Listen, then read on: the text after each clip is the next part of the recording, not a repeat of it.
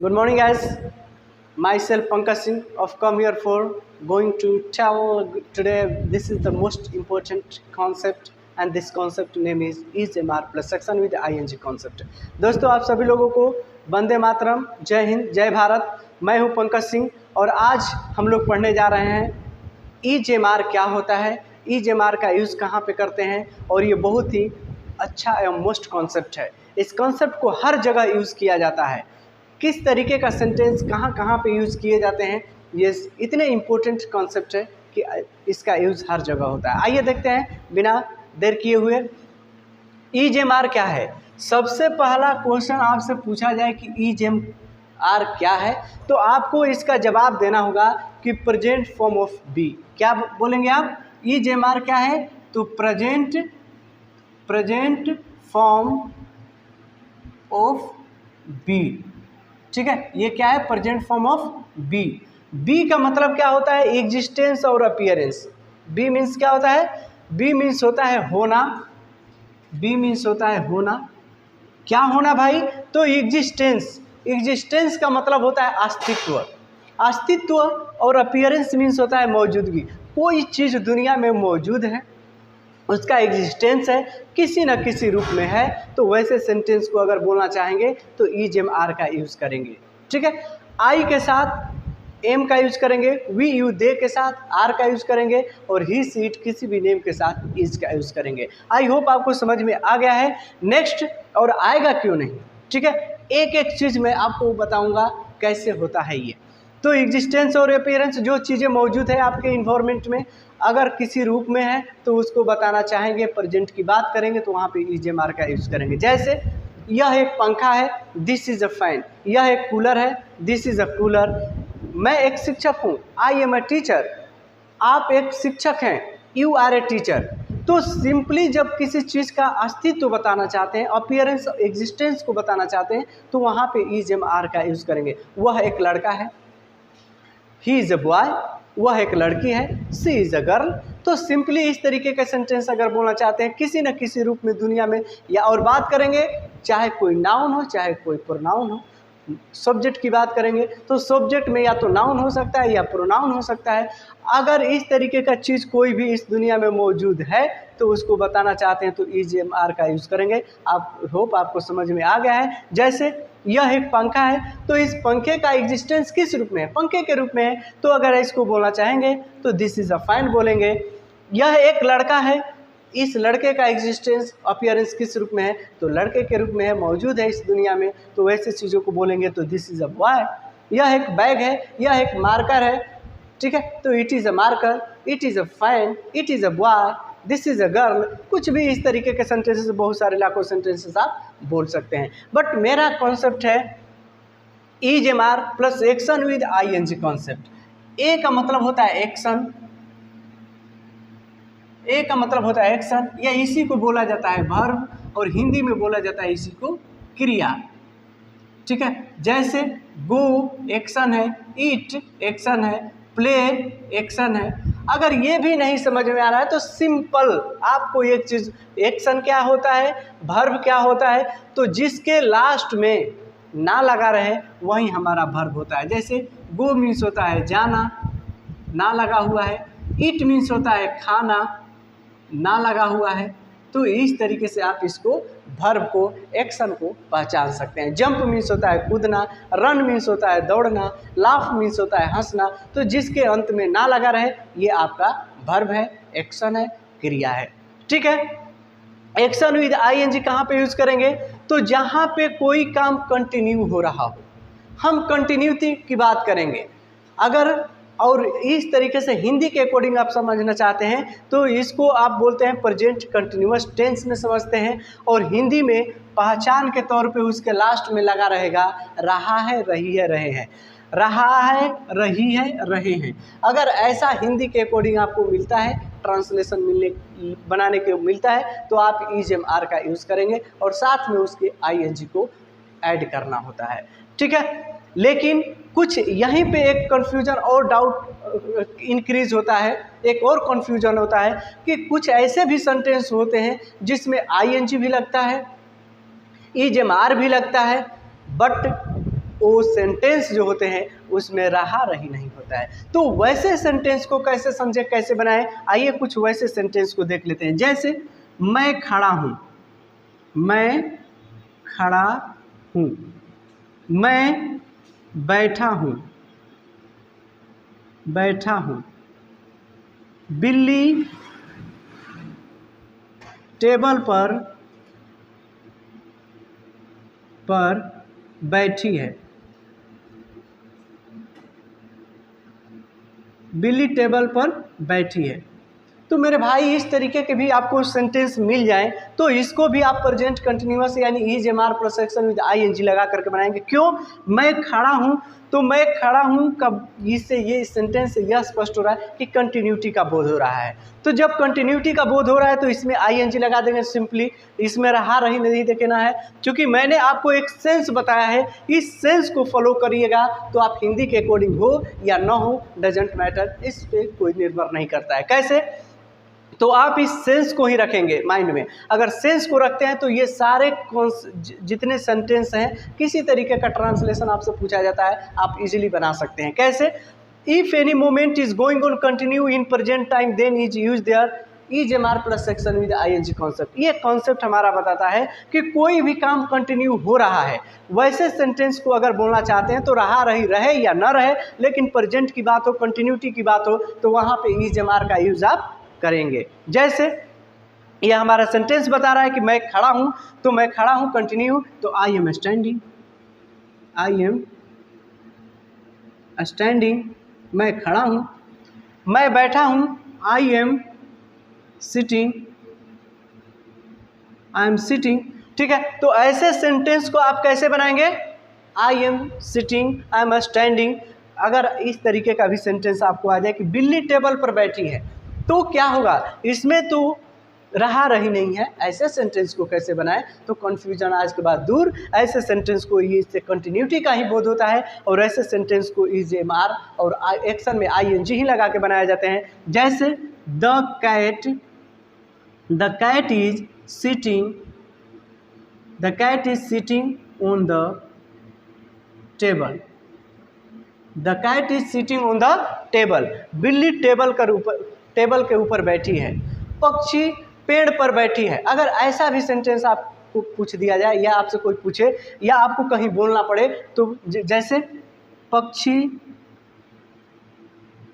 पेड़ पर बैठी है, तो इसमें तो रहा रही नहीं है ऐसे सेंटेंस को। तो बहुत सारे बच्चे इसको मिस्टेक करते हैं, आई एन जी नहीं लगाते हैं इसमें, खाली बोल देता है द बर्ड इज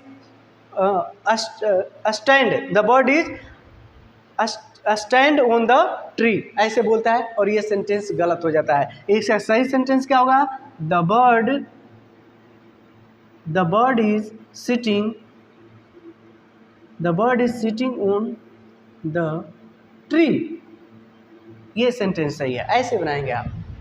तो आई होप आपको ये समझ में आ गया होगा और इस तरीके की समस्याएं आज के बाद नहीं होगी। इस वीडियो को अंत तक देखिएगा, आपको एक एक चीज़ इससे रिलेटेड जो है कंटिन्यूअस से रिलेटेड कहीं भी डाउट नहीं रहेंगे।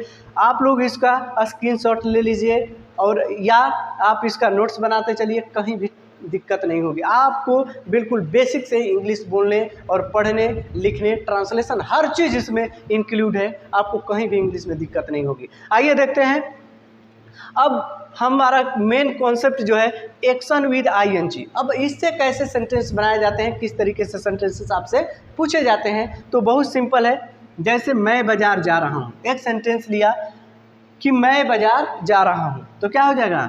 आई एम गोइंग टू मार्केट, मैं बाजार जा रहा हूँ, I am going to market. ठीक है, लेकिन मैं आपको बता दूं इसका मतलब हुआ कि मैं बाजार जा रहा हूं, लेकिन ऐसा सेंटेंस अब आपसे कोई पूछने वाला नहीं है और ना ही आपके साथ कोई बोलने वाला है। दुनिया शॉर्ट फॉर्म हो गई है, अब लोग शॉर्ट फॉर्म में आपसे बात करेंगे। कैसे? आई एम को शॉर्ट में बोला जाता है आई एम, क्या बोला जाता है? I am. और गोइंग टू को बोला जाता है gonna, I am gonna market.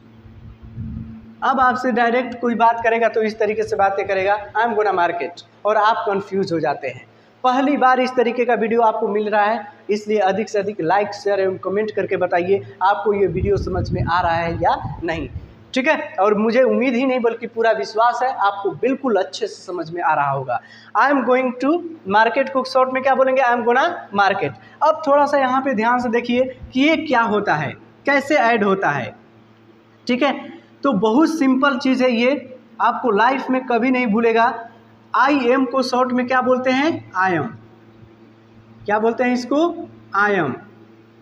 We are को क्या बोलते हैं, वी आर, ये शॉर्ट फॉर्म है। यू आर को क्या बोलते हैं, योर। दे आर को क्या बोलते हैं, देयर।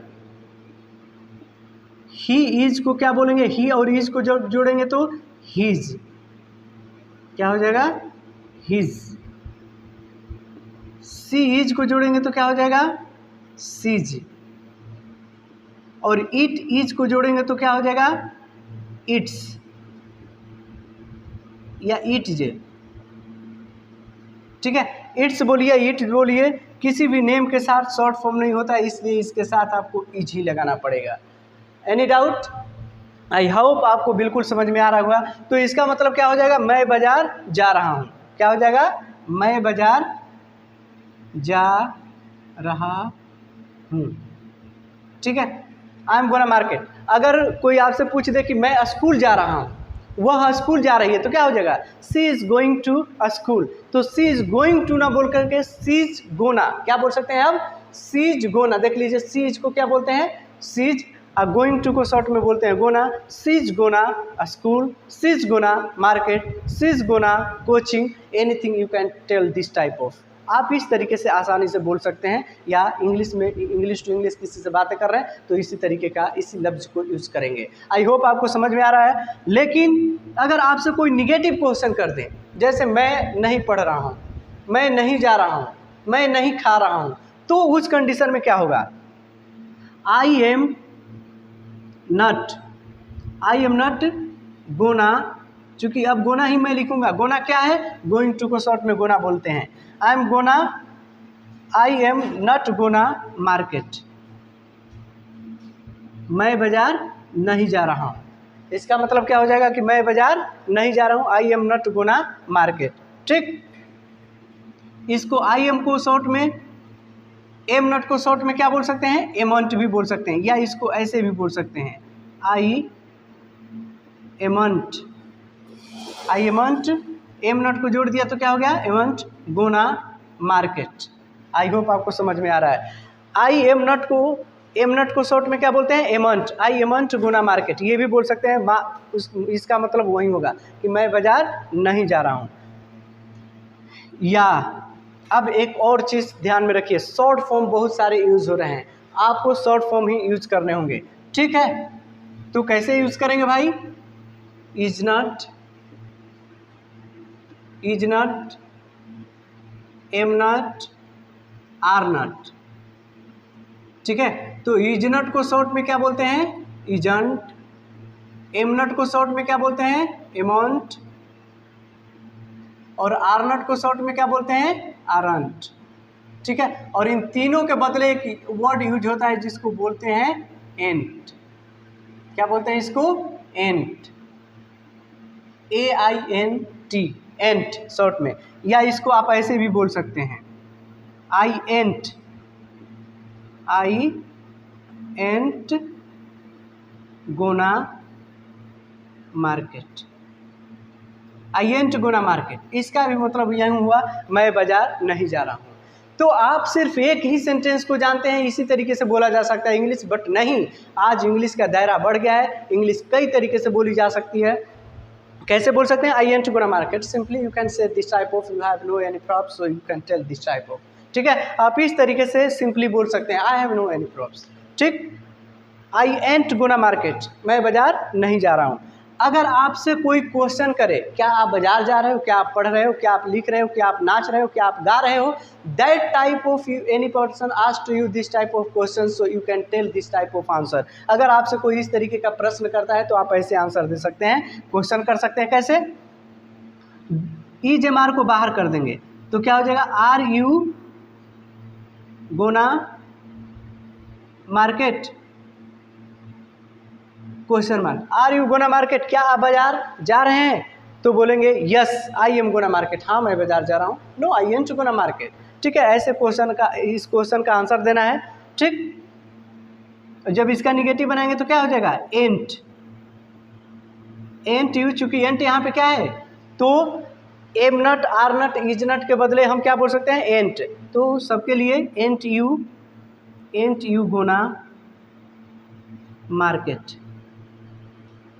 इस तरीके से आप यूज कर सकते हैं। एंट यू गोना मार्केट, इसका मतलब क्या आप बाजार नहीं जा रहे हैं? इसका मतलब ये होगा जब लॉन्ग क्वेश्चन करेंगे WH वाले वर्ड यानी इंट्रोगेटिव क्वेश्चन करेंगे, WH से जिस वर्ड का स्टार्ट होता है, जैसे आप क्यों नहीं बाजार जा रहे हैं, आप क्यों नहीं पढ़ रहे हैं, आप क्यों नहीं लिख रहे हैं, आप क्यों नहीं समझ रहे हैं, तो इस तरीके का अगर आपसे सेंटेंस पूछे जाए तो व्हाई व्हाट जो भी होते हैं WH वाले वर्ड को बाहर कर देते हैं, क्वेश्चन आसानी से कर लेते हैं। जैसे आप क्यों नहीं समझ रहे हैं तो why ain't you understanding? Why ain't you understanding? आप क्यों नहीं समझ रहे हैं, है ना? आप क्यों समझ रहे हैं, आप क्यों जा रहे हैं? Why are you going? तो इस तरीके का सेंटेंसेस आप आसानी से पूछ सकते हैं, बोल सकते हैं। आई होप आपको ये समझ में आ गया होगा। अगर ये क्लास आपको अच्छा लगा है तो अधिक से अधिक लाइक करें, शेयर करें और कमेंट करके बताएं कि कहाँ पे नहीं समझ में आया है। फिर हम अपने नेक्स्ट वीडियो के साथ मिलेंगे। तब तक के लिए जय हिंद, वंदे मातरम, धन्यवाद।